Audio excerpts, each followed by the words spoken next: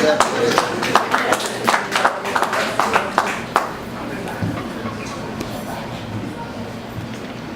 like to get right into it. I think you want. Tonight has a interesting subplot, very artistic experience for myself. I must say it's nothing but God's grace that has me here today. Tonight's speech, like I mentioned, has an interesting subplot. Very artistic moment of crazy that forces that creativity out of you, otherwise you fail. And I had to embrace this moment. There was no running away from it. Moments before getting here, I was at Kinko's to print my speech, and something happened.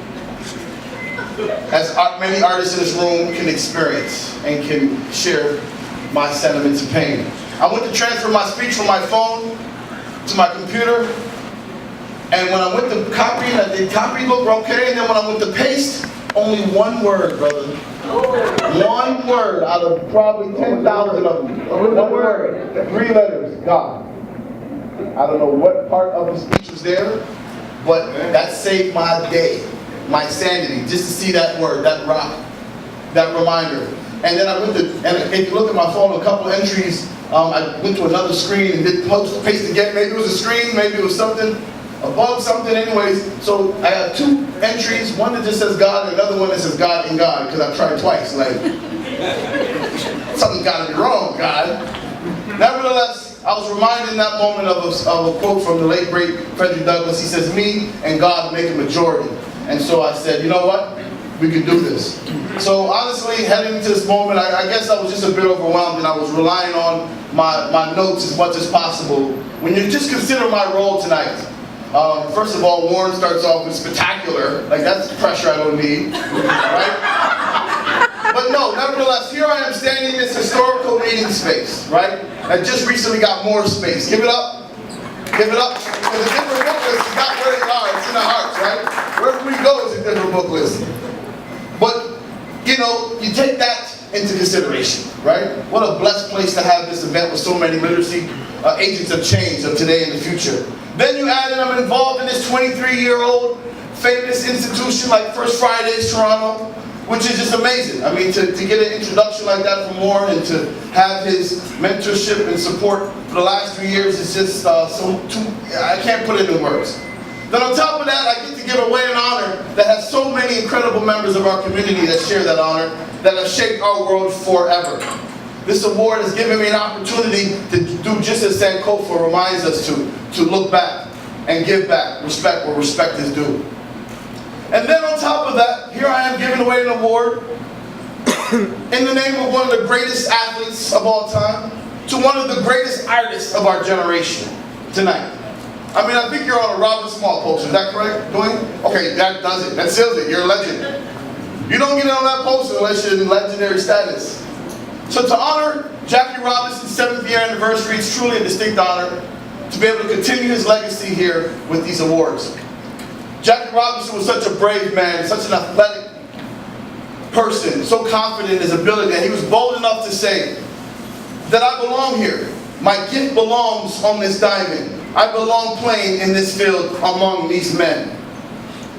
And I consider that the attitude of an artist. When you look at all these books, someone said, my dream, my vision belongs in a book, and it belongs on a shelf in a different book list in Toronto. May have not been that specific, but it was close. It was close. So he believed he belonged.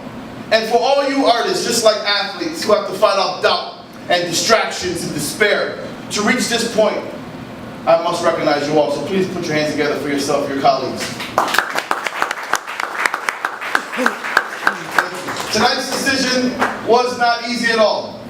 To have to choose from a community of artists in such a rich and diverse place of Toronto, and you include all the disciplines, this may have been one of the hardest decisions we had to make, because we are so rich in the arts. And that's one thing that God put in us that the oppressors could not change. And they actually had to change the rules to accommodate our gift. Look at Jackie Robinson.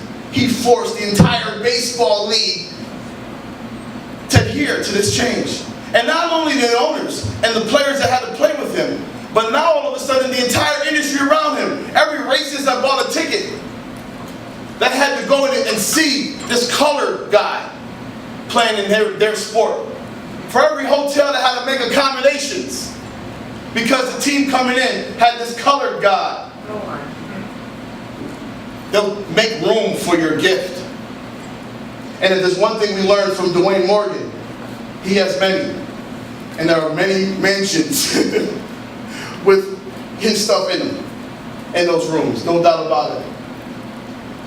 So regarding tonight's honoree, the recipient of the Jackie Robinson Fortitude Award in the Arts, we look at his incredible list of accomplishments, and then we look at when it took place. And I'm sure and I hope that he shares some of those stories with us, because he entered into a space where we did not have the many resources that we have to be able to crowdfund and to be able to print on demand and these kind of things that have made our jobs as artists just a bit easier. He had to push through a time and a climate where spoken word wasn't as celebrated as it is today, wasn't embraced as it is today.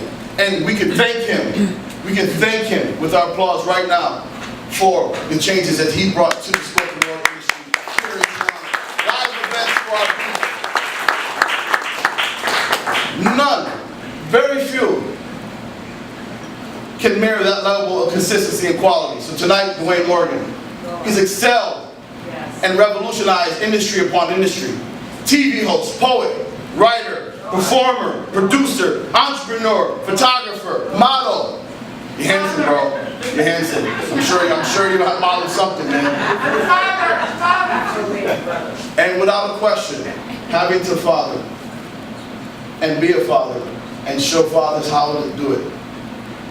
We published 8 books. Recently won a child's book that his fatherhood, no doubt, has been inspired by.